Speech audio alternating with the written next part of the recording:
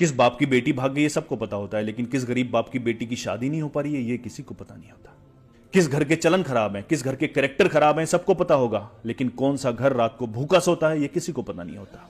किस घर के बच्चे आवारा हैं सबको पता है, लेकिन किन बच्चों का बाप बीमार है जो पैसों की वजह से इलाज नहीं करवा पा रहा ये किसी को पता नहीं होता। किसी के राज से पर्दा उठाना बंद कर दो, किसी के राजों पर हंसना बंद कर दो। राज सबके होते हैं, खुदा ने जब तुम्हारे राजों पर पर्दा डाल कर रखा है तो तुम भी दूसरों के राजों को मत खोलो। फिर तुम अगर दूसरों के राज खोलोगे और खुद को 7 पर्दों के पीछे भी छिपा लोगे ना, वहां से भी निकाल कर खुदा तुमको रुसवा कर देगा।